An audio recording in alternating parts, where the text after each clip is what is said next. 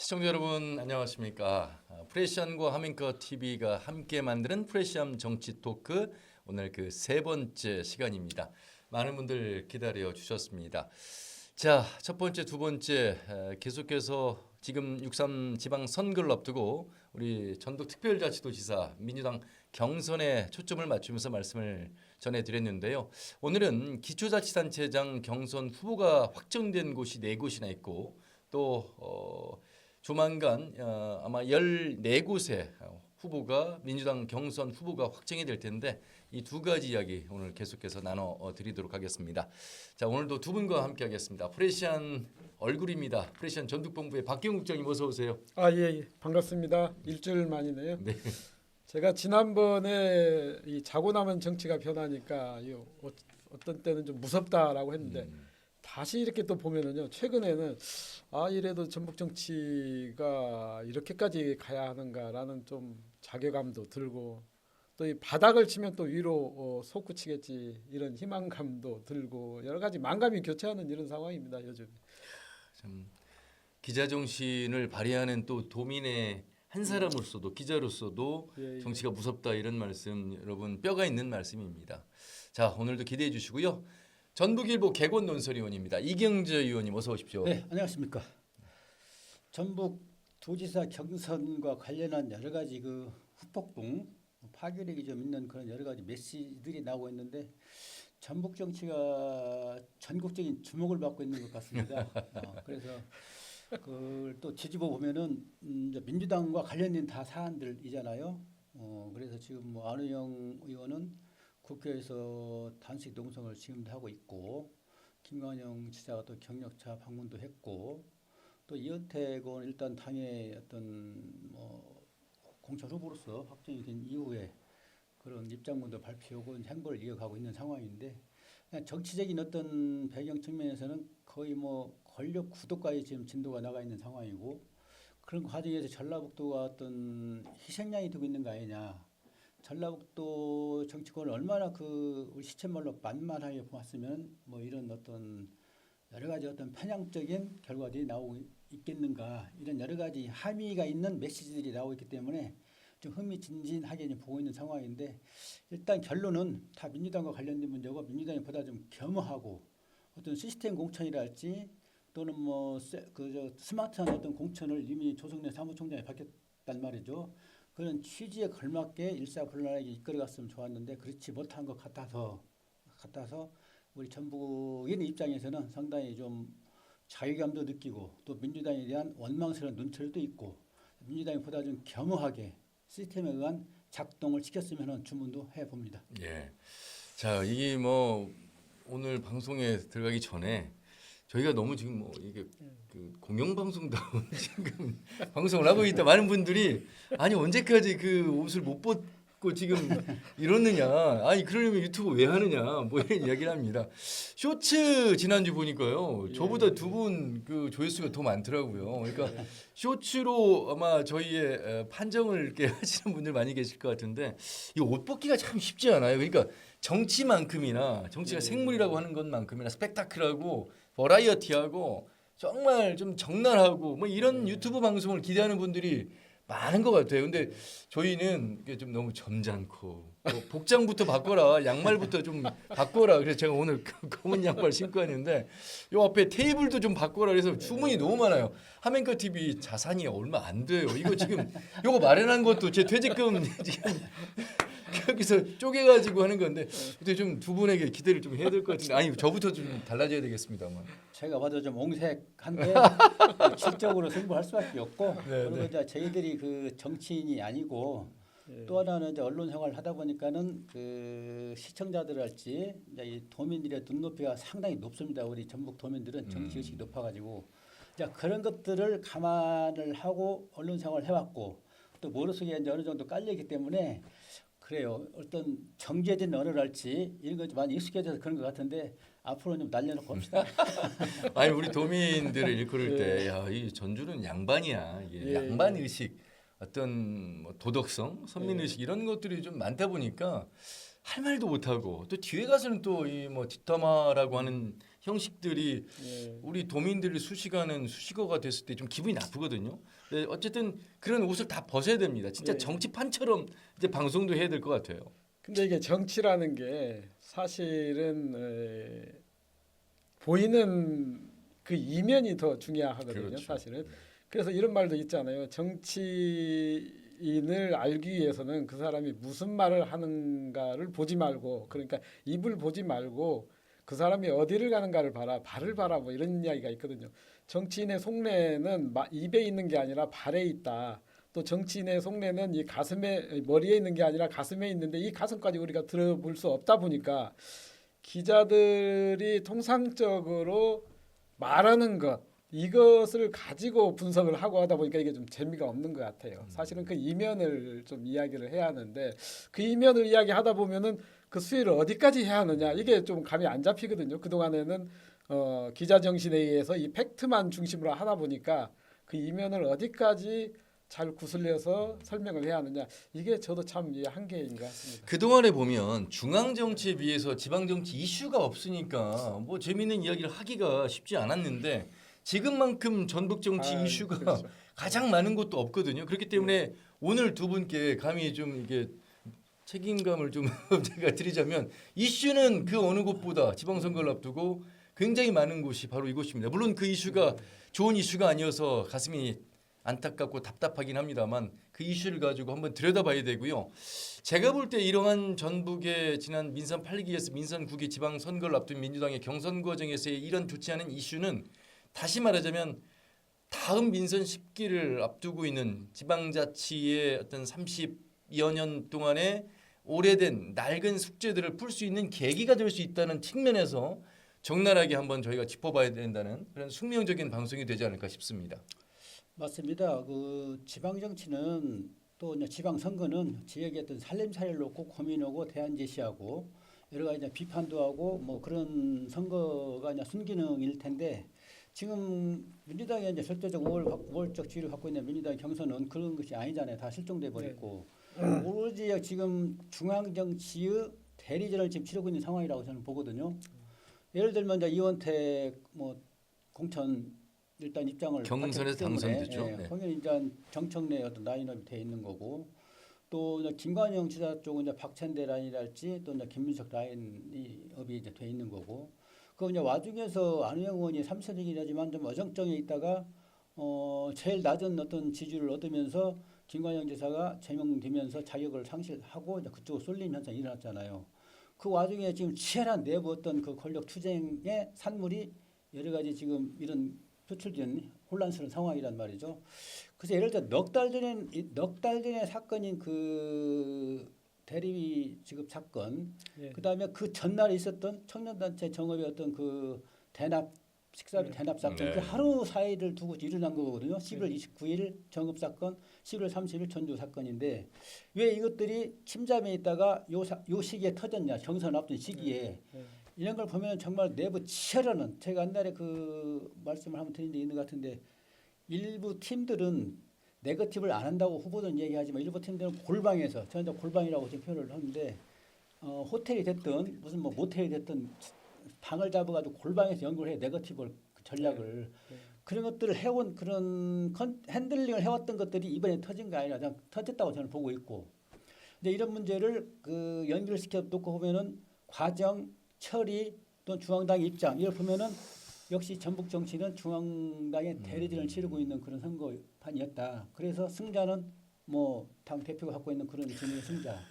그 이제 후보자는 패배자는 하수인을 띄웠고 예를 들어 박찬대 씨가 인천시장으로 가면서 청와대 지금 그 비서실장으로 올라 있었잖아요. 네. 강원시 비서실장이 대전 충남 통합되면은 통합시장으로 가고. 네. 근데 이제 그 얼개가 틀어지면서 인천시장 가니까 어디 하수인을 띠도 없고 당을 컨트롤할 능력이 없어지잖아요. 그래서 이제 이런 결과가 나왔다고 이제 보는데 그럼 밖에서 볼 때는 상당히 좀 아주 부끄러운 일이죠. 전라북도가 그 중앙정치 대리전이 치러진 그런 격이 돼 있고 또 수습 과정도 뭐 명확하게 지금 돼 있지 않고 이런 것들을 빨리 그 정리를 하면서 나가는 것이 중앙당의 도리일 텐데 그렇지 않고 있잖아요. 네. 그래서 역시 앞으로 이제 미래가 전북이 어떤 원팀이 되어서 항상 뭔가 왜냐하면 정치력이 약하기 때문에 그렇죠. 원팀이 되어서 뭔가를 해결해 나간다 항상 발표하지만 결국 각자 도생해 왔단 말이죠.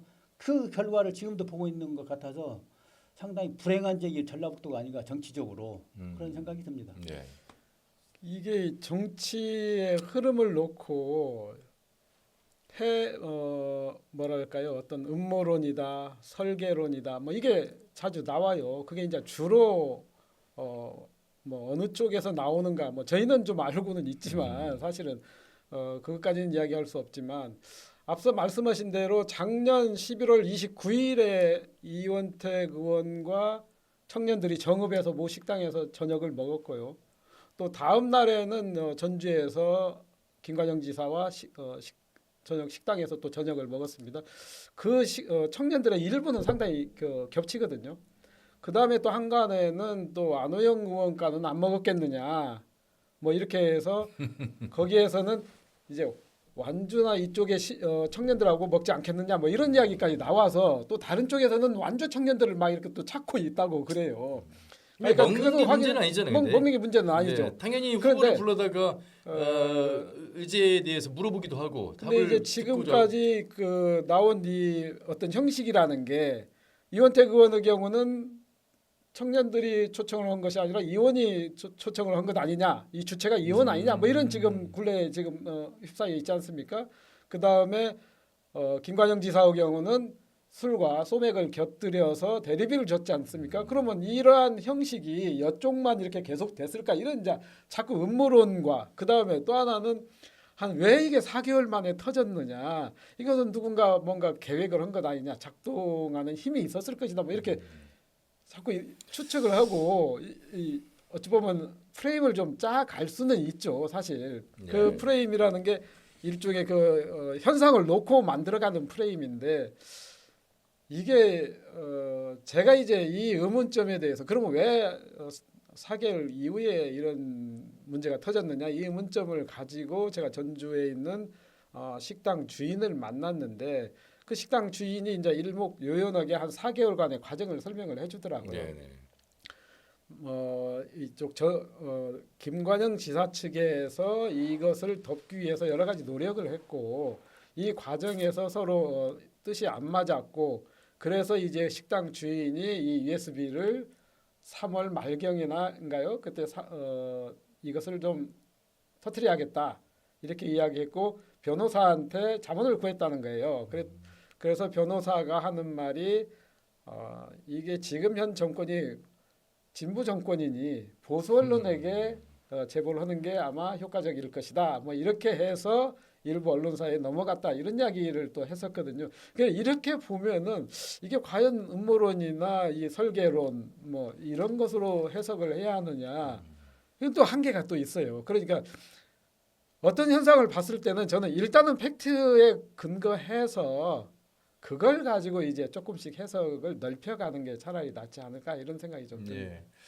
자, 두 분이 다시 한번 뭐 정리를 해주셨습니다. 이런 가운데 지난 10일이었습니다. 민주당의 김관영 현 지사가 제명당한 이후로 안호영, 이원택 두 후보가 경선을 통해서 이원택 후보가 이제 경선에서 최종 후보자로 이제 당선이 됐는데 이제 본선에서 이제 지금 뭐 대항마가 없기 때문에 뭐 이미 이제 끝난 게임 아니냐 이런 이야기도 있습니다만. 일단 본인은 안심하지 수가 없는 상황이라는 것이 안호영 의원이 지금 이 주류 식대비 대납 관련해서 이원택 의원의 지금 뭐라고 해야 되나요? 그 감찰 과정에서 형평성, 부실 문제의식, 감찰이다. 예, 그걸 가지고 지금 단식을 하고 있단 말이에요. 아직도 지금 단식하고 있죠. 하고 있습니다. 지금도. 예. 지금 이런 것과 더불어서 남아있는 이 도지사 경선 과정 이 얘기 간단하게 마무리 좀 해주고 기초자치단체장 경선 결과를 좀 가보도록 하겠습니다. 우리가 들어가기는 쉬운데 나오기가 어려운 것들이 좀 몇 가지가 있거든요. 예컨대 뭐 도박 같은 경우도 들어가기는 쉬운데 나오기가 어렵지 않습니까? 그렇죠. 빠져나오기 어렵죠. 이 알코올 중독이나 주로 이제 중독성 있는 게 들어가기는 쉬운데 나오기가 어렵다고 그래요. 근데 통상적으로 정치인이 들어가기도 어렵지만 나오기 어려운 게 또 하나 있어요. 이게 이제 단식이라고 하거든요. 그래서 지금 이제 안호영 의원이 이 11일부터 단식을 하지 않았습니까? 그러니까 10일 날에 이원택 의원이 도지사 민주당 후보로 확정된 바로 그 다음 날에 단식에 들어갔는데 굉장히 본인의 입장으로서도 굉장히 본인의 의지를 이렇게 보여주고 이 이원택 의원의 그 식비 대납 의혹이 보통 사안이 아니다. 이것을 이제 전국적으로 보여주는 이런 행동이죠. 그래서 지금까지 오늘까지 4일 정도 지났고 또 이제 국회의장도 참석을 와서 위로를 하고 여러 사람들이 오가면서 이게 일종의 이 매일매일 그 언론에 보도가 되고 있지 않습니까? 그러니까 안호영 의원 입장에서는 본인이 말하고 싶은 것을 단식을 통해서 많은 자신의 입장 메시지를 많이 전할 수 있는 이런 좋은 효과를 또 좋은 효과라고 하면 그렇지만 본인이 말하고 싶은 이야기를 하고 있는 것이죠. 반면에 이제 제가 보면 이원택 의원의 경우는 사실 참 입지가 좁아요. 왜 이런 상황에서 상대가 단식을 하는 상황에서 자기의 주장을 계속 피력한다. 이것 또한 어떤 보면 그렇죠. 인간적인 면에서 그렇거든요. 그렇다고 해서 내가 또 아니다라고 계속 이야기를 한다. 이것 또한 그것도 좀 옹색해요. 그러다 보니까 지금 이원택 의원의 경우는 각 지역에 일부 그 경선 주자들 그 캠프를 한 이틀 정도 도는 것으로 알고 있거든요.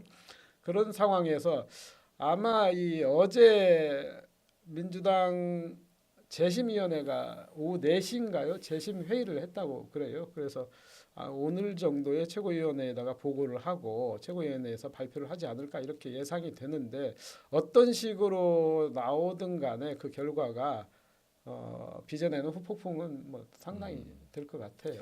단식하다가 빠져나오기가 쉽지 않은데요. 잘 빠져나온 경우가 국민의힘의 장동혁 대표가 단식하다가 박근혜 전 대통령이 와서 한마디 하니까 바로 예 그렇게 하겠습니다. 빠져나온 아니 그게 사례가 있거든요. 그게 이제 어떤 상황에서 빠져나갈 것이냐 이 출구 전략을 잘 마련하는 것이 중요한 것이죠. 네. 그래야 이게 국민적인 공감대가 형성이 돼야 이게 쇼로 보이지 않죠. 그러니까 최소한 안우영 의원 입장에서는 최고위의 결론을 낼 때까지는 단식을 할 수밖에 없는 상황이 된 거잖아요, 지금. 그렇다고 그렇죠? 봐야죠. 그게 이제 오늘 예, 오후 그렇다고 정도로. 봐야죠. 예. 그러니까 안호영 의원이 단식하면서 요구한 거 그야말로 예, 예. 재심 다시 해라. 예, 네, 그렇죠. 그렇죠. 감찰 1, 2월에 감찰 재심을 다시 해라. 그거거든. 예, 예. 그러면 중앙당이 들어왔으니까 다시 해서 그에 대한 결과를 발표하는 게 소진이 되는 거예요. 현안이. 그렇죠. 안호영 의원도 그에 따라서 명분이 예, 생기는 예. 거고. 근데 중앙당이 왜 이런 거를 이게 뭉개고 있냐? 예. 겸허한 자세로 국민들 어떤 관심 대상이면은 빨리빨리 해서 진도를 맞춰 나가야지. 이제 그래서 중앙당에 대한 손가락질을 받고 있는 거고 그 이면을 보니까는 어떤 정치적인 역학관계 때문에 그런 거 아니냐 이제 이런 의혹을 받는 거잖아요. 예. 중앙당이 지금 자초도 중앙당이 했고 해결도 지금 늦추고 있는 거 다 중앙당의 문제라고 저는 보고 있고 지금 또 하나 가장 큰 문제는 어찌 됐든 간에 안영 의원이 단식을 풀고 이제 평정이 됐을 때 민주당의 공천은 일단 이원택 현재 공천권자가 받은 사람이 이원택 의원이잖아요. 네. 그러냐 문제의 이제 관심의 초점은 김관영 지사는 앞으로 행보를 어떻게 할 것이냐. 지금 현재 그게 지금 초미의 지금 관심이거든요. 그렇죠. 예, 네. 내부에서는 무소속 건의도 좀 많이 하고 있는 거고 또 김관영 지사가 행보를 보면은 안우영 국회 농식 단식장을 가서 방문도 해서 어제 경고했고 갔다 왔죠. 경조도 했고 또 가처분 신청에 대한 법원의 판단을 받아야 되겠다 해서 했고 여러 가지 보면은 결과가 예상되는 순서를 순서. 바꾸고 가고 있는 과정이거든요. 네. 이걸 보면은 그래서 저는 개인적으로는 안우영 의원의 이런 단식 이전에 제명 처분 받았을 때까지만 하더라도 무소속으로 나가지는 않을 것이다 이런 쪽이었는데 이후의 상황을 보면은 무소속으로 가는 어떤 순서 절차를 이행하고 있는 거 아닌가 저는 느낌이 강하게 들고 있고 결과적으로는 제명이 안 됐으면 모르지만 제명이 된 거는 앞으로 정치적인 미래가 없다는 얘기거든요. 김관영 지사한테는 그걸 어떻게 극복할 것인가 그 측면과 연결된 문제가 바로 이 문제라고 보거든요. 그래서 뭔가 도민의 심판을 좀 판단을 받아보겠다 해서 무소속 갈 가능성이 훨씬 높아진 상황이라 보고 있고 또 하나 그 근거는 그 이전에 여론조사 결과가 거의 40% 어떤 그렇죠. 신문의 여론조사 결과는 44%까지 나왔거든요. 이거는 진짜 그 버릴 수 없는 그런 지지 확인이란 말이죠. 도민들의 어떤 지지율을 이런 문제를 또 결정을 하는데 그 동인으로 작용하지 않을까 이런 측면을 종합해서 보면은 무소속가 나올 개연성이 너무 높아진 상태다. 그러니까 아까 우리 박경욱 국장님 단식도 들어가긴 쉬운 빠져나오기 어렵다고 했는데 출마를 하겠다고 했을 때는 그 출마에 대한 지지자들에 대한 고마움. 그러니까 결국에는 아까 40%를 상회하는 그런 여론조사가 무엇을 의미하느냐 이거죠. 자 그런 가운데 이제 출판 기념회까지도 다 했고 여기에 함께한 많은 유권자들의 지지가 있었단 말이에요. 그리고 현역이고 또 도정을 또 4년간 이끌어가야 되는 것에 대한 기대치를 하고 있는 유권자도 분명히 있을 것이고 물론 또 변화가 필요하다고 생각하는 유권자도 있겠습니다만 그래서 이게 불출마하기가 이게 상당히 쉽지 않은데 임정엽 전 군수가 전주시장에 후보로서 계속해서 도전을 하다가 저도 문자를 하나를 받았는데 그 불출마에 대한 본인의 이제 그 회고를 통해서 전달하는 부분을 보면서 야 쉽지 않은 결정을 내리셨구나 이런 생각을 했습니다. 지금 김관영 지사는 상황이 다릅니다. 현역이고 그만큼 많은 지지를 받았던 상황에서 갑자기 10시간 만에 제명을 당한 물론 거기에 대한 책임입니다만 이제 그 책임에 대한 대가는 받아야 되겠습니다만 출마를 하느냐 안 하느냐는 아직 김관영 현 지사에게 남아있는 결정권이거든요. 어떻게 보세요? 그렇죠.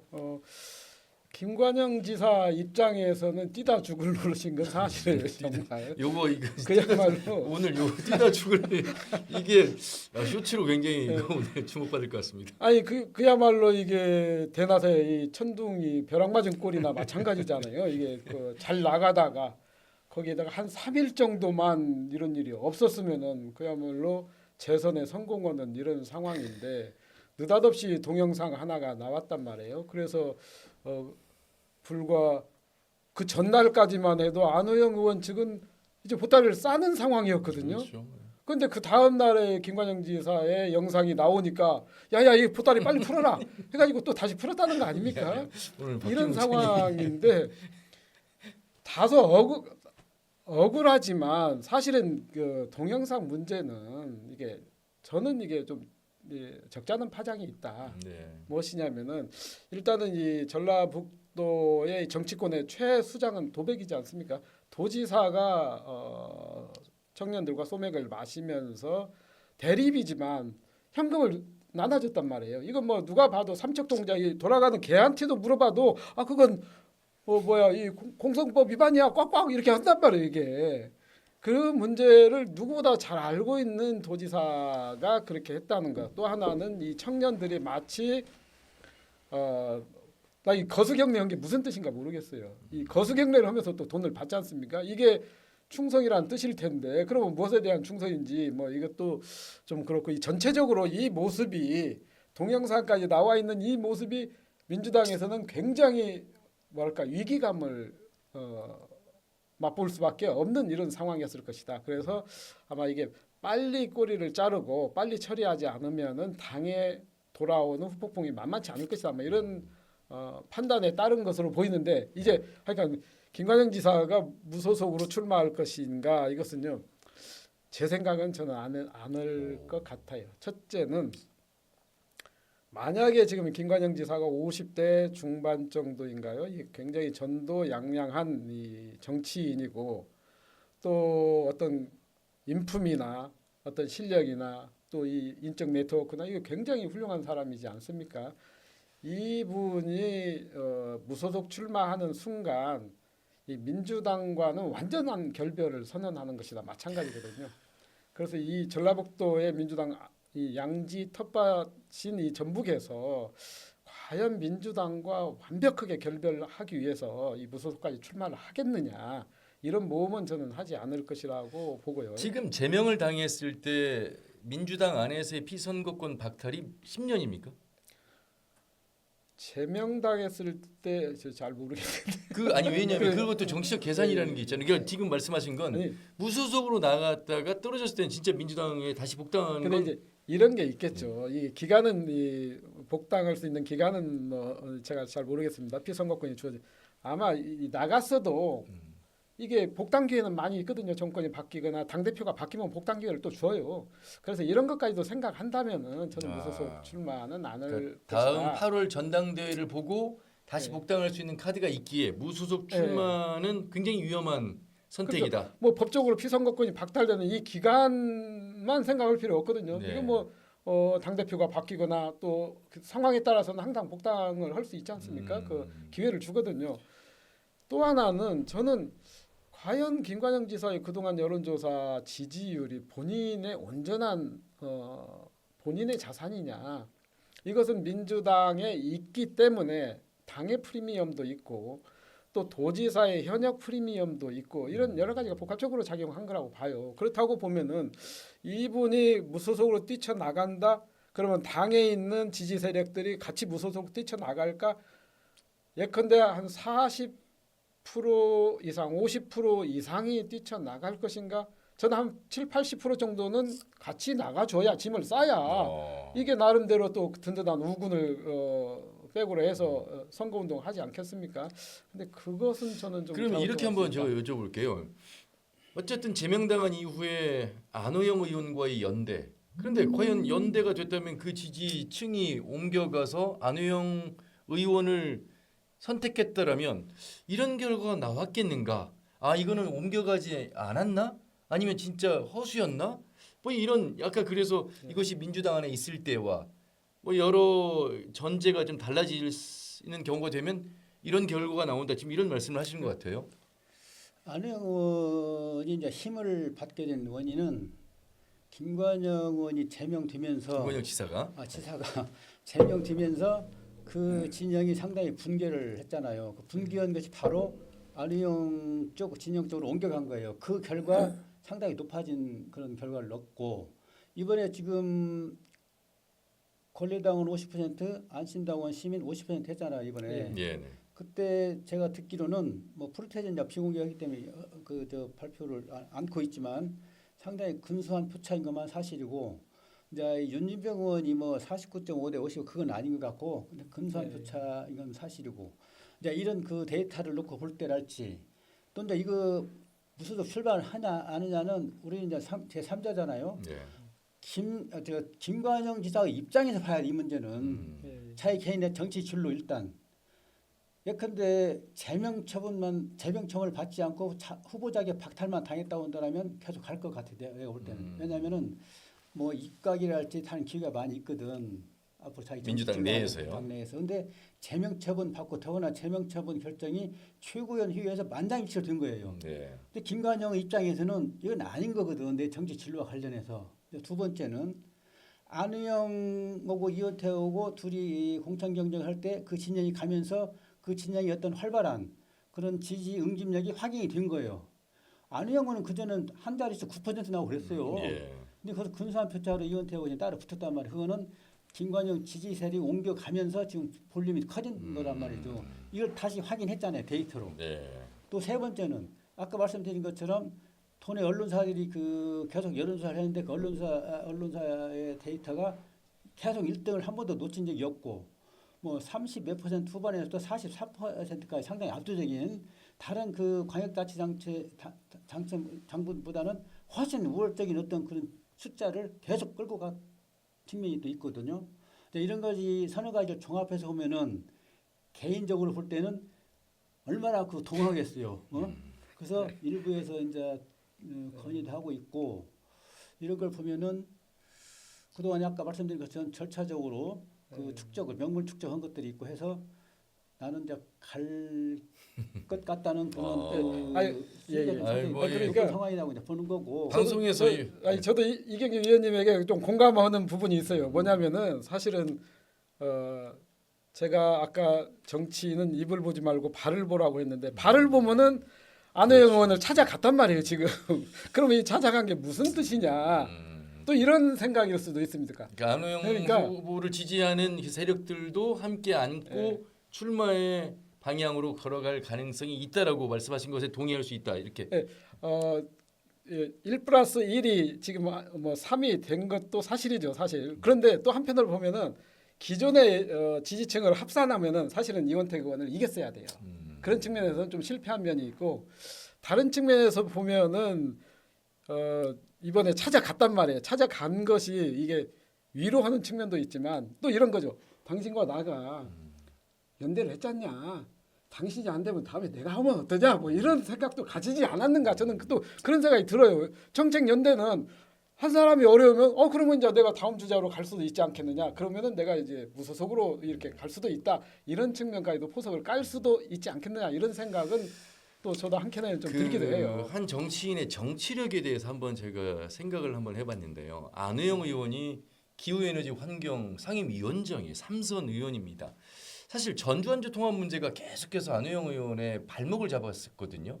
계속해서 반대 입장을 하고 있다가 갑자기 얼마 안 돼서 정동영 장관이나 여러 의원들이 찾아가서 해야 된다니까 갑자기 기자회견을 하면서 전주완주 통합에 대한 긍정적인 생각을 펼쳤거든요. 그리고 김관영 지사가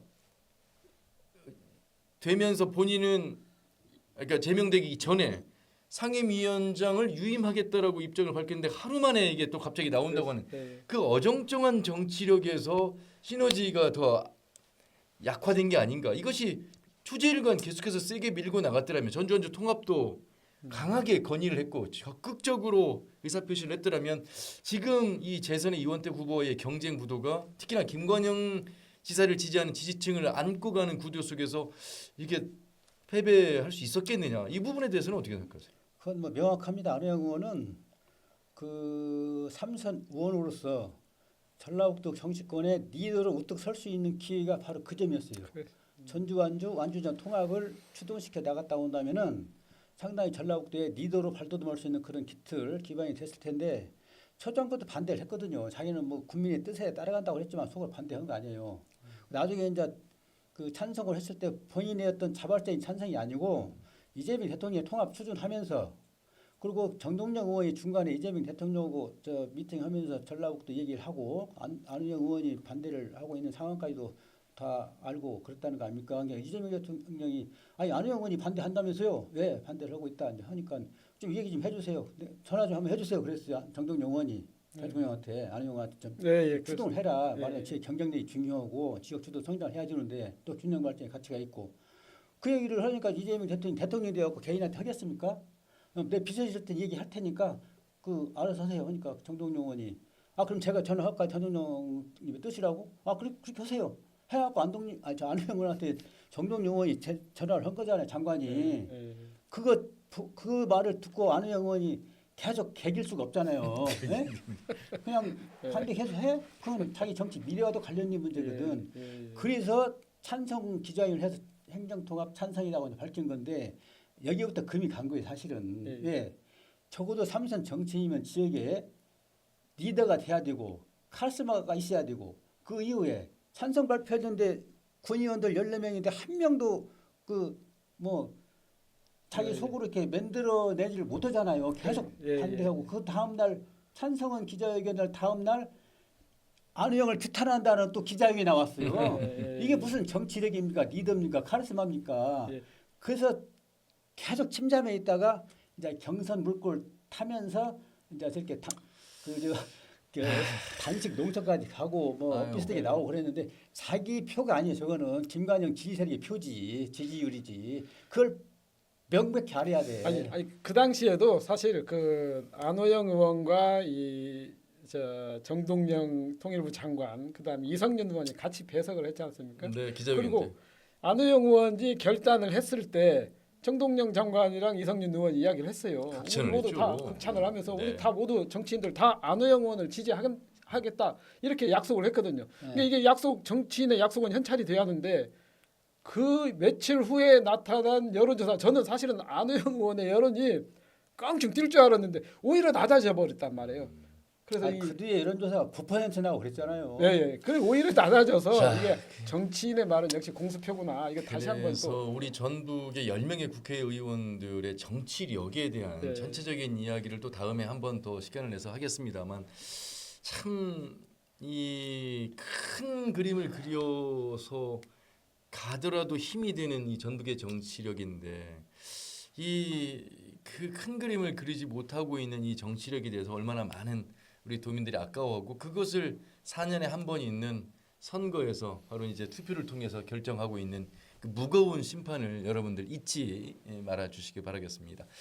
도지사 경선 이야기 여기까지 하고요. 이제 우리 또 결과적으로 이원택 의원 그 이야기가 좀 적은 것 같은데 이원택 의원 진영 쪽에서 서운하게 생각 같은데. 어떤 이야기? 아니 저희가 지금 안홍영 의원의 정치력에 대해서 저희가 지금 지적을 한 거예요. 그리고 김관영 지사에 대해서 누구보다 우리 박형 국장께서 겁나게 세게 이야기를 하셨고 오히려 지금 이원택 의원 이야기를 안 한 것이 이원택 의원에게는 도움이 되는 지금 상황이에요. 이경규 의원 좀 이원택 의원 얘기 한마디 하셔야 되겠습니다. 아니 자 김슬지 도의원과 예. 함께한 그 배석 자리에서 분명하게 지금 예. 이 주류도 들어갔고 식사비 주류도 여기 들어갔습니까? 들어갔죠. 예. 근데 김슬지 의원이 지금 업무 추진비로 이거 지금 계산한 예. 부분이 지금 나와 있고 그렇죠. 여기 예. 지금 이원택 의원은 예. 난 내 돈 내가 냈다. 냈다라는 여기까지가 거 지금 이야기인데 예. 자 이것이 누가 봐도 지역구의 위원장이고 예. 그 지역구의 도의원과 함께 배석한 자리에서 청년 식사 자리. 근데 예. 이 부분은 최고위에서 잘 넘어갔다는 거. 우리가 이 이야기 안 한 것이 이원택 의원을 도와주는 거 아닙니까? 그 이원택 의원 입장에서 보면은 네. 나는 그 초청받아서 갔고 이야기하고 예. 갔어. 그리고 김슬지 의원이 이제 결재를 아까 그런 식으로 했어요. 근데 이거를 아까 김관영 지사 건과 동렬선상시에 놓고 자꾸 재단을 하니까 예. 그건 아니다 하는데 아니다 하는 얘기도 지금 안 밝혀들어가고 있잖아요. 네. 같이 묶어서 지금 도매금으로 그 왔다 갔다 하고 있으니까 야 그게 서운한 거지. 그리고 내 진정성을 왜 몰라고 주냐. 그렇죠. 예. 네. 근데 그게 제가 그 정읍의 음식점을 저녁에 찾아갔거든요. 찾아가기 위해 명수. 기자 정신. 식당 주인들은 다 아니, 만나셨어. 식당 주인들은 주로- 다 만나셨어. 주로 이야기할 때 가장 센 게 안 갔다 와도 갔다 왔다고 해버리면 다 믿더라고요. 아니 실제로 이번엔 갔다 왔어요. 네. 아유, 우리 한 7시 정도 갔는데 굉장히 바빠요. 그 식당이. 그래서 이제 이게 헷갈리는 지점이 뭐냐. 이 음식점 주인도 본인도 헷갈리더라고요. 뭐냐면은 이원택 의원은 식사 자리에서 나오면서 돈을 이 수행비서가 15만 원을 줬다라고 이야기를 하고 또 목격자가 또 그런 이야기까지도 이 SNS에서 이야기를 했어요.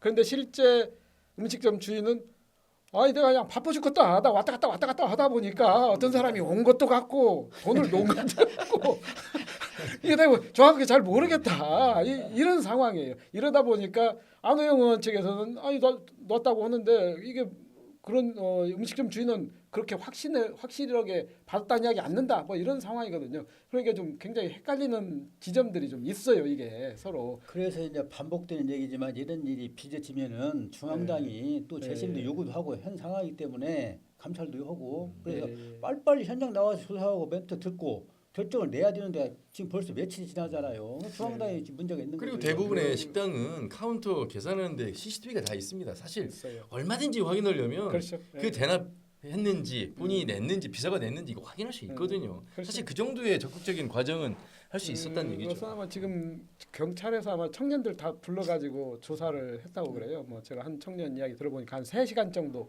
본인도 조사를 받고 왔다. 그러니까 아마 CCTV 영상도 그 확보를 해서 이 어떤 상황인가를 보지 않았을까 이런 생각도 드는데 이게 그 지점이 서로 그 지역에서 안호영 의원 측의 지지 세력 또 이원택 의원의 지지 세력이 같이 또 겹치면서 충돌하고 본인의 말에 따라서 굉장히 여파가 클 것 같으니까 서로 좀 가슴앓이를 하는 이런 상황도 좀 있습니다. 그 문제와 관련해 하나 또 궁금한 대목은 네. 그것도 좀 파헤쳐 보세요. 이원택 의원이 청년단체 만난 것이 정읍에서 만난 것이 11월 29일입니다. 예, 그렇죠. 그리고 김관영 지사가 청년단체 만나갖고 대리비 현찰 그 전달 그 영상이 11월 30일 날이에요. 하루 사이에요. 예. 왜 하루 사이 이런 일이 벌어졌는가? 그리고 왜 넉 달이 지난 시점이 이 시점에서 세상에 드러났는가? 이 두 가지 문제는 상당히 기획된 어떤 의도가 있는 걸로 보기 때문에 좀 추적을 앞으로 계속 해야 될 것라고 나는 봅니다. 이게 이제 주로 이제 뭐 민주당 청년위원회에서 했다 안 했다 뭐 이런 이야기가 있는데 아마 저 어떤 집단이랄까요 청년들이 누구를 부르는데 왜 또 나는 안 불렀느냐 뭐 이렇게 하니까 이걸 김관영 지사 불렀고 이원택 의원 불렀고 또 뭐 그 비슷한 지점에 안우 그럼 의원은 뭐 예약당 없어서 안 불렀다는 얘기야? 아니, 자 여기 이 정도면 기계적 중립, 물리적 중립을 통해서 도지사 경선 과정은 살펴본 것 같습니다. 자, 도지사 후보만큼이나 중요한 분들은 역시 14개 시군의 기초자치단체장입니다. 누가 우리 시장이 될 것인가, 누가 우리의 군수가 될 것인가.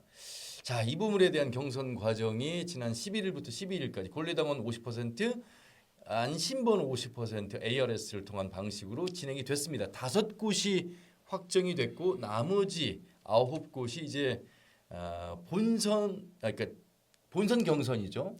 그 앞두고 있는데 5곳 확정된 곳 먼저 우리 박경자님 좀 말씀해 주시죠. 네, 일단 5곳이 확정된 곳은요. 이게 2인 선거구라 해서 양자 대결인 곳이 5곳이 결정이 됐습니다. 그곳이 이제 김재의 정성주 후보가 민주당 공천을 받았어요. 지금 현 시장이죠.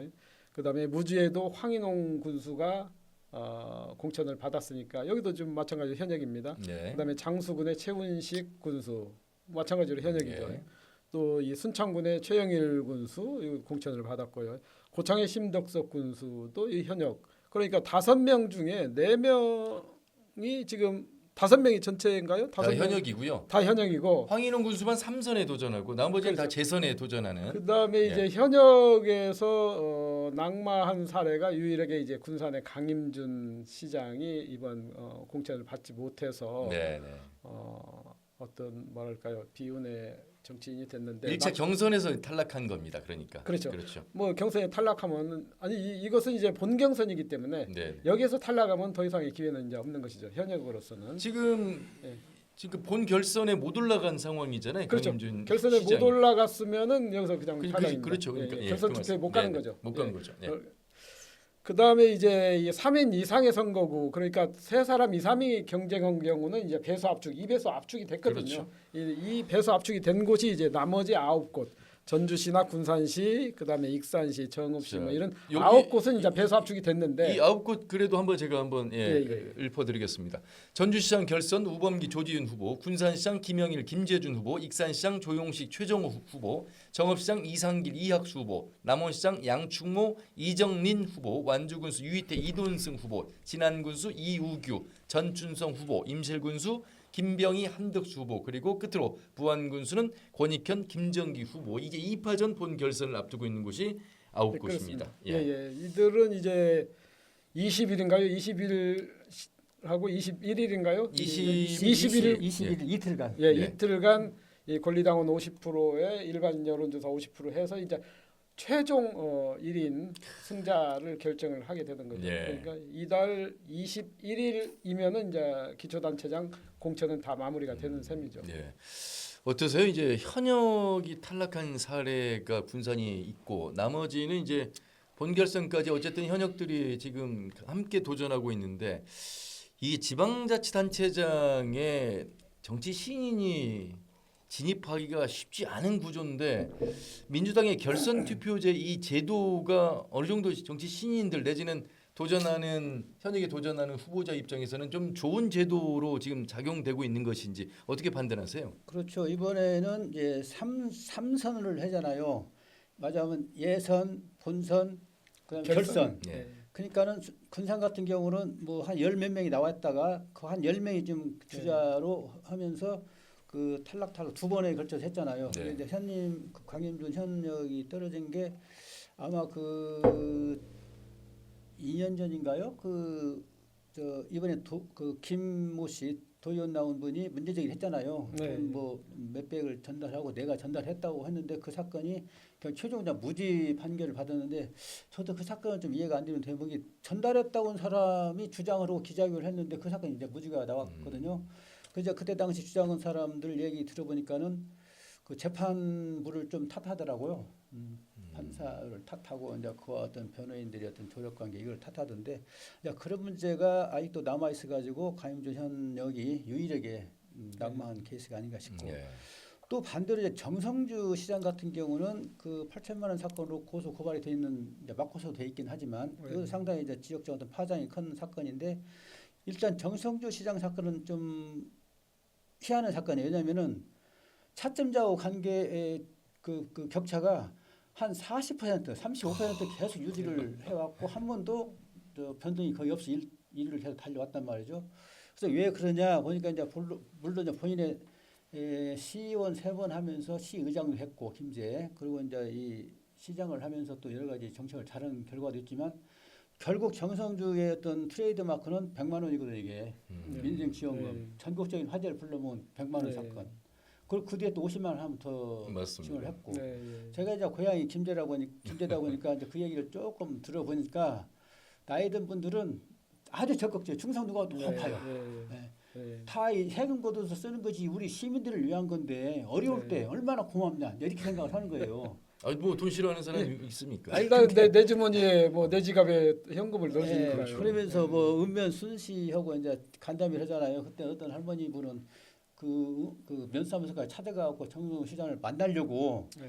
그래서 고구마를 쪄가지고 삶아서 몇 개 끓게 해서 시장님 어딨냐고 하고 전달도 해주고 뭐 그런 것도 있는 거 보면은 그 뒤에 지금 경선이 진행되는 이 순간에도 각 자치단체 후보들이 네. 계속 100만 원을 지원해주겠다 임기 중에 뭐 네. 있지만 계속 지금 그걸 네. 그 공약으로 내걸고 있잖아요. 네.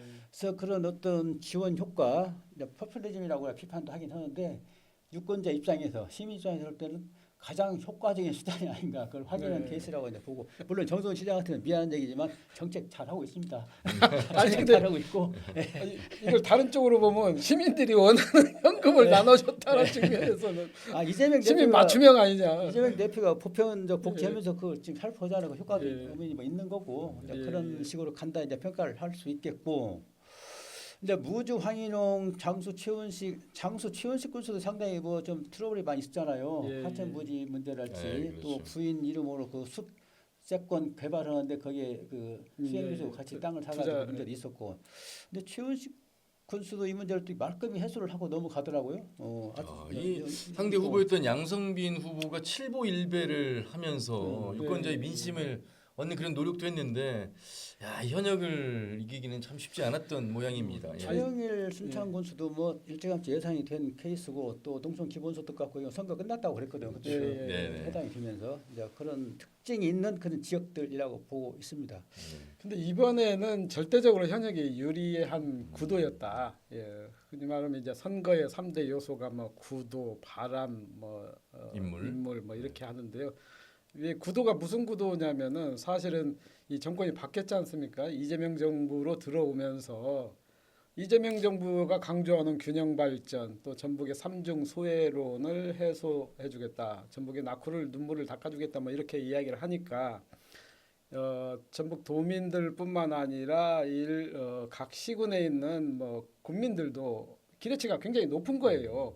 정권이 바뀌었으니까 우리가 이 기존 정부 여당에 힘을 좀 실어줘서 우리도 이제 곁불 좀 쬐자. 우리도 좀 쉽게 말하면 좀 먹어야 한다. 과거에 다른 지역만 이렇게 이런 다 발언 하셔야 되는데. 뭐 예산이 다 집중되지 않았느냐. 대리운전비 5만 원, 2만 원 받고도 문제가 돼 있잖아요 지금. 아니, 이제, 그러니까 이제 이것은 이제 지역 발전을 지역 위한 발전을 위한 현찰, 예, 선물. 현찰. 예. 그렇죠. 이건 인간적이거든요. 인간적인 문제. 그래서 아마 그런 기대 심리들이 많기 때문에 지금은 이제 현역에다가 힘을 실어줘서 그 그렇죠. 사람의 어떤 경험, 능력 이런 것들이 발휘될 수 있도록 하자 이렇기 때문에 일단은 구도가 좋았던 것 같아요. 네. 현역들에게. 자, 그러면 14개 시장 군수 다 중요하겠습니다만 그래도 우리 도청 소재지가 있는 전북의 중심 예. 전주시장 이 경선 과정을 한번 보겠습니다. 재선에 도전하는 우범기 현 시장과 3파전에서 국주영은 후보가 낙선이 되고 조지훈 후보와 이제 1대1 구도가 됐습니다. 여론조사 정확한 수치는 제가 말씀드리지 않겠습니다만 비등비등합니다. 그렇죠. 자, 여기에 이제 페널티가 있고 이런 모든 상황들을 고려했을 때 앞으로 어떤 후보가 우위를 점하면서 유권자와 또 당원의 지지를 받아서 당선이 돼서 본선에 갈 것인가. 그러니까 그 예상을 어떻게 하시는지 두 분 좀 한번 궁금합니다. 이경재 의원님. 전주 얘기입니까? 예, 예. 전주가 핫한 지역이 이제 돼 있는데 우범기 시장 같은 경우가 지금 20% 마이너스가 돼 있고 결선에서도 이것이 적용이 됩니다. 그렇죠. 그래서 이제 뭐 맹렬하게 지금 소쿠리에 표를 주워 담기 위해서 이제 맹렬히 하고 있는 것 같은데 조지현 측 보면은 상당히 좀 안정적인 네. 거의 뭐 행태를 보면은 거의 시장 당선인 것처럼 오. 네. 그렇게 하고 있고 그래서 우리 이제 그게 역기능이 또 될 수도 있는 부분이고 네. 그래서 2%가 부족하다 최선을 다하자 그러고 있고 우범기 진영은 뭐 완전히 아까 말씀드린 것처럼 다 지금 발벗고 나서가지고 하고 있는 상황이고 그래서 이제 제가 볼 때는 20%포인트 그 극복하기가 좀 어렵지 않을까 왜냐면은 표 차이가 아까 뭐 정성주 시장처럼 뭐 30, 40% 벌어져 있으면은 이건 뭐 건너갈 수 있는 그런 건데 상당히 그 뛰어넘을 수 있는 허들이 될 수도 있거든요. 20% 네, 네. 페널티는. 또 이제 완주 같은 경우도 이돈성 후보도 지금 20%, 25%인가 뭐 네. 그 이제 페널티가 있는데 여기도 상당히 좀 허들로 작용할 수가 있는 부분이 있고요. 또 하나 이제 결선 지역에서 볼 수 있는 부분은 조국 혁신당에서 후보들이 나온 계기가 있습니다. 몇 네. 군데가 있습니다. 정읍 같은 경우랄지 뭐 고창 같은 경우랄지 또 익산 뭐 몇 군데가 있는데 과연 얼마나 어떤 포지션을 얻을 수가 있을 것인지 조국 혁신당이 그것도 하나 관전 포인트가 될 수 있겠고요. 근데 이 과정에서 민주당이 정말로 그 리드미컬하게 잘 관리하면서 공천 결선을 관리해야지 또 뭐 시쳇말로 찌그락짜그락 여러 가지 뭐 많이 문제가 발생하지 않습니까? 그러면 또 바로 민심이 돌아서면서 조국 혁신당 또 선택할 수도 있습니다. 그런 측면이 있고 또 하나는 이제 익산 같은 경우는 그 가장 화려한 그런 이력을 가진 선거구로 관심을 모았던 지역인데 일단 둘로 압축이 됐습니다. 최정호, 조용식 둘로 압축이 됐고 최정호 씨 같은 경우는 뭐 다 아시는 것처럼 국토부 차관 또 전북 부지사, 전북개발공사 사장까지 한 분이고 조용식 후보 같은 경우는 이제 전북 경찰청장 또 서울 차장까지 경찰청 차장까지 지낸 분이고 그래서 이것도 이제 이 혁명 전쟁에 불만한 그런 대상이라고 보고 있고요. 또 하나 관심은 이제 이학수, 이상길, 이학수 씨가 붙은 정읍 지역인데 네.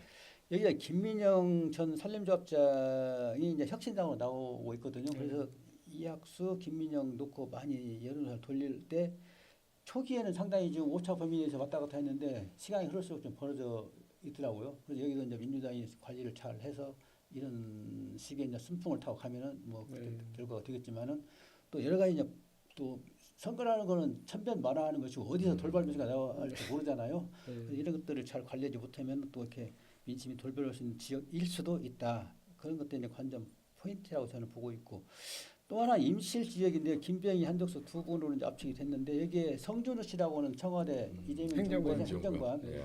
초창기에는 상당히 그 성준호 씨가 좀 뭔가 전략 공천을 받는 게 아니냐. 왜냐하면 신민현 군수가 3선을 했기 때문에 3선 지역이면 사고 지역 전략 공천을 할 수 있는 그런 명분이 돼 있거든요. 그래서 성준호 카드를 가지고 전략 공천하는 게 아니냐 또 이런 얘기가 많이 있었습니다. 근데 전략 공천에 대한 부작용, 역경이 너무나 커가지고 나머지 거기 한 10여 명이 나왔었는데 만약에 전략 공천도 우리가 연대에서 그걸 타파하겠다 이런 뭐 어깨동무 스크럼을 짜고 그런 상태를 아마 중앙당도 알았던 것 같아요. 그래서 결국 이제 오픈시켜놓고 했는데 성준호 씨가 이제 탈락을 한 그런 것들이 이제 하는 포인트였고요. 네, 네. 보통 민선 8기까지의 우리 전북의 지방 정치를 이야기할 때 민주당의 경선이 곧 당선이다. 그렇죠. 이런 수식으로 얘기를 해왔습니다만 민선 9기는 조금 다른 변수가 지금 기다리고 있습니다. 그것이 바로 이경재 의원께서 말씀하신 조국 혁신당에서 이 후보들이 얼마나 선전해서 1대1 구도 속에서 함께할 것인가. 물론 이제 순창의 경우는 진보당의 오은미 후보와 또 민주당의 이제 최영일 군수가 맞붙는 경쟁 구도가 되겠습니다만 어떠세요? 그래도 그냥 당선이 끝났잖아라고 하는 본선보다 그래도 경쟁을 한 번은 해봐야지라고 하는 유권자의 선택을 기다리고 있는 선거가 더 나은 민주주의 아니겠습니까? 그런 측면에서 본다면 향후 어떻게 보세요? 이제 14곳이 다 결정되고 또 기초광역의원까지 다 결정이 됐을 때 이제 한번 붙어봐야 될 진짜 6.3 지방선거가 될 텐데. 뭐 전체적인 판세는 우리 이경재 위원님이 잘 설명을 해주셨고 네. 뭐 돗자리를 깔아도 되실 것 같아요.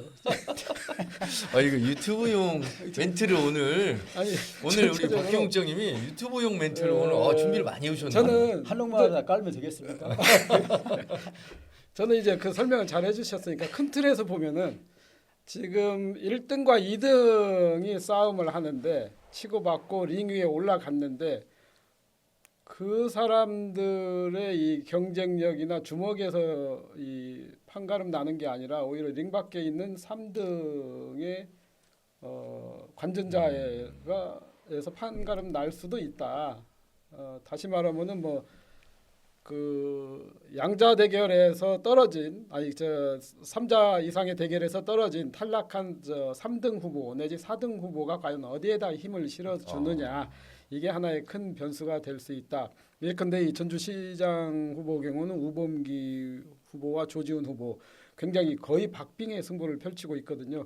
그럼에도 이번에 탈락한 이 국주영은 후보 같은 경우는 나름대로 지지 기반이 있거든요. 이게 또 탄탄한 지지 기반이 있습니다. 그러면 이 국주영은 후보가 우리가 전략적으로 누구를 선택하자라는 이런 회의를 하지 않겠습니까? 저 같아도 회의를 하죠. 그렇죠. 예, 예. 마찬가지로 다른 지역에서도 링 밖에 있는 3등, 4등의 후보의 표심을 끌어오는 것 이것이 중요한 관건이 될 것 같고요. 조국 혁신당의 문제는 저는 이렇게 봐요. 뭐냐면은 지금 과거에 2년 전인 2024년 4월에 22대 총선만 해도 조국 혁신당이 45%의 45.54니까요. 정당 지지율을 전라북도에서 확보를 했거든요. 당시에 민주당 정당 지지율이 37.8%인가 뭐 이런 정도 돼서 한 7, 8% 포인트 차이가 났는데 한 2년 만에 지금 굉장히 풍랑이 일어서 거의 뭐 최근에 조국 혁신당은 그렇게 기반이 좋은 상황은 아닙니다. 네. 그런데 몇 군데 후보를 냈어요. 후보를 냈는데 저는 이 앞서 말씀드린 대로 이 지역민들이 민주당에 대한 열망, 민주당에 대한 기대감이 굉장히 큰 상황이거든요. 그래서 이번에는 앞서 말씀드린 대로 우리도 좀 먹어야 한다. 우리도 좀 민주당 후보를 찍어서 우리도 이 발전적 모멘텀을 좀 만들어야 한다. 이런 열망이 크기 때문에 이 기대감을 넘어서려면은 조국 혁신당 후보들이 무엇을 해야 하느냐? 굉장히 합리적이고 또 지역민의 어떤 마음을 사로잡을 수 있는 이 정책, 굉장히 중요한 정책들을 좀 내놓고 인물로서 판단을 받아야 할 것입니다. 그런데 지금 보면은 이 바람이 조국 혁신당의 바람이 그 정도 될까? 사실 바람이 정책이나 인물 선거를 뒤집기 위해서는요. 속칭 이렇게 이야기합니다. 정치권에서는 그냥 음식점에서 2명만 만나도 정치 이야기를 해야 이게 바람이다. 그러면 뭐 정읍이나 다른 지역에서 조국 혁신당 지역민들이 음식점에서 2사람 만났을 때 야 이번엔 조국 혁신당 찍어야 돼 뭐 어째야 돼 이런 바람이 지금 불고 있느냐? 저는 아직까지는 그렇지 않은 것 같아요. 그런 바람이 전북으로 불지 않고요. 오늘 방금 보니까 속보가 6.3 재보선 조국 혁신당의 조국 대표가 경기 평택을 쪽으로 바람을 불고 있다고 네. 기사가 방금 떴네요. 야, 이 뭐 군산설도 있었습니다만 그렇죠. 예, 참. 그러게 군산에서 나오는 설이 있었는데 이 설은 사실은 조국 혁신당 간판을 걸고 뛰려는 입지자들의 희망사항이기도 했어요. 네네. 왜냐하면은 조국 대표가 여기 와서 직접 띄워주면은 그만큼의 시너지 효과가 나기 때문에 네. 지역민들도 바람이 있지만 가장 절실하게 바랬던 것은 조국 혁신당의 입지자들이었죠. 네.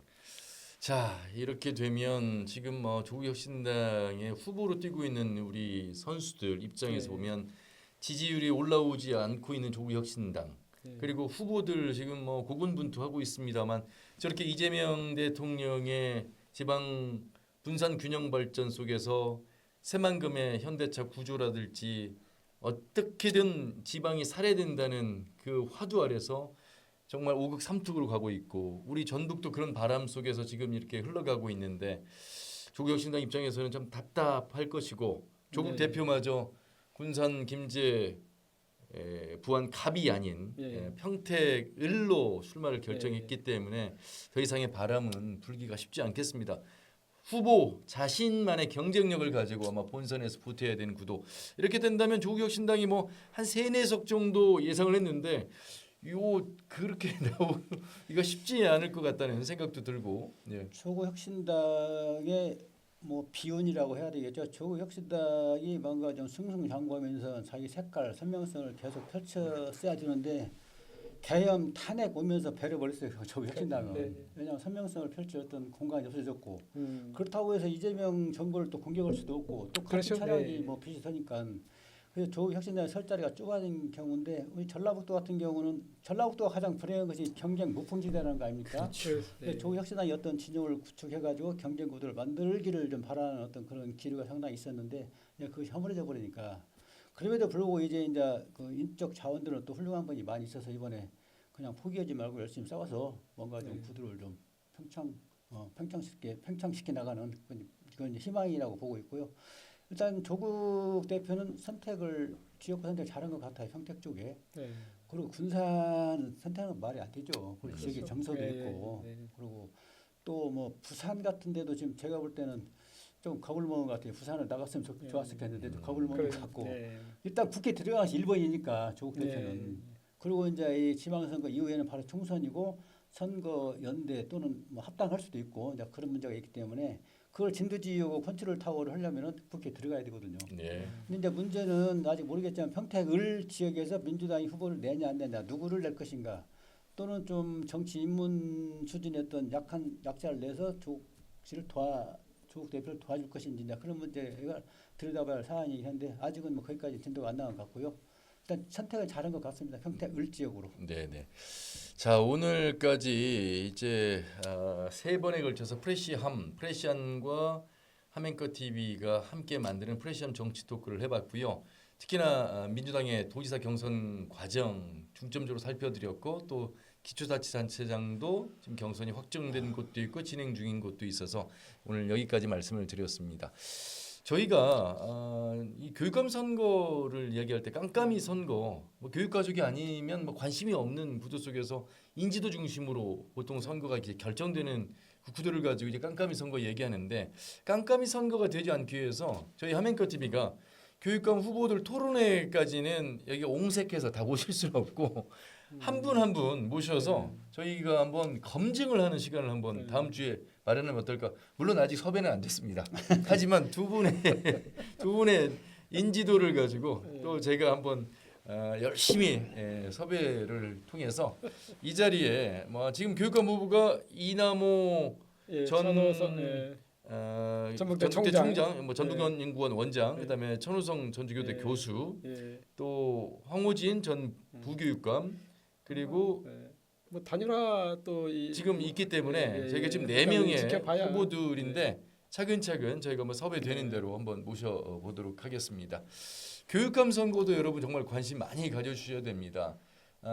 도지사 못지않게 교육감 교육청의 예산이 4조 5천억 정도가 되는 것으로 알고 있고 상당히 많은 우리 아이들의 미래가 걸린 이 교육 이야기 다음 주에 저희가 이거 섭외가 안 돼서 못하면 이거 어떻게 되는 겁니까? 이거 뭐 책임져야죠. 프레시엄 정치도 알았어. 문 닫아야 되는 거 아닙니까? 알아서 책임져야죠. 그 발빠르게 한 분씩 역할 분담해서 섭외가 안 되면은 엄청난 비판을 쏟아 부읍시다. 큰일 났네요. 그럴까요? 교육감 후보 누가 될지는 모르겠습니다만 저희가 한번 섭외를 통해서 다음 주 화요일 10시 반에 여러분들 찾아뵙겠습니다. 오늘 간단한 짧은 평을 이렇게 한번 해주시죠. 예. 오늘 쇼츠 뭐 거의 대부분 우리 박경욱 장님이 아주 준비를 해오셨나 봐요. 약간 사투리가 섞인 자주 섞이면서도 비판적 풍자와 해악이 있는 멘트가 오늘 많았습니다.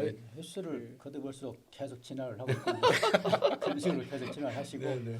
일단 뭐 선거 국면이나 관심 있게 봐야 할 거는 뭐 맞는 것 같고요. 네. 다만 이제 우리가 주시해서 봐야 될 대목은 공정이랄지 어떤 가치 측면에서 뭔가 좀 편향적이거나 이런 것들은 과감하게 좀 비판 좀 했으면 좋겠고요. 그렇죠. 우리 유튜브 시청자들께서도 마찬가지고 특히 이제 우월적 지위를 갖고 있는 중앙당, 민주당의 중앙당 잘 해야죠. 겸허하게. 그런 것들이 보이지 않으면 또 과감하게 비판을 할 수 있는 그런 우리 지역적 분위기도 좀 만들어 나가야 되지 않을까. 저는 두 가지를 당부드리고 싶습니다. 예, 감사합니다. 네. 박경준. 지금부터는 이제 후보들이 이제 실수를 하지 않는 게 가장 중요하거든요. 그래서 좀 신중한 자세가 필요하고 또 하나는 공천 받으면 또 얼굴이 확 바뀌어요. 그래서 아는 척도 잘 안 하고 또 어떤 때는 뭐 이 주머니에다 손 놓고 인사도 하고 막 그러는데 이게 이제 그 시점이 왔거든요. 그런데 이게 지역민들 다 보고 있으니까 초심을 잃지 않고 겸손하게 민심에 다가갈 필요가 있다 이렇게 말씀을 드리겠습니다. 네.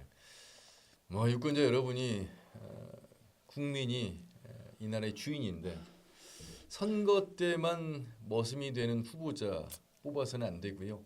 4년 내내 정말 머슴이 되는 그런 심부름꾼, 그런 봉사를 할 수 있는 그런 정치인을 뽑아 주셔야 되겠습니다. 뭐 이 말은 변함없이 드리는 말씀인데 그 구도가 만들어지지 않는 우리 전북판 그나마 그래도 구도가 만들어진 곳에서는 여러분들이 현명한 선택을 하시길 바라겠고요. 프레시함 정치 토크를 통해서 도움이 됐으면 좋겠습니다. 오늘도 아주 대한민국 최고의 패널입니다. 전북일보 이경재 개곤 논설위원과 프레시안의 얼굴이죠. 박기웅 국장님 두 분 수고 많으셨습니다. 고맙습니다. 네, 감사합니다. 구독과 좋아요 눌러달라는 말 안 하겠습니다. 자발적으로 좀 어느 손가락 눌러도 상관없잖아요. 예, 부탁드립니다. 고맙습니다. 네. 아이고.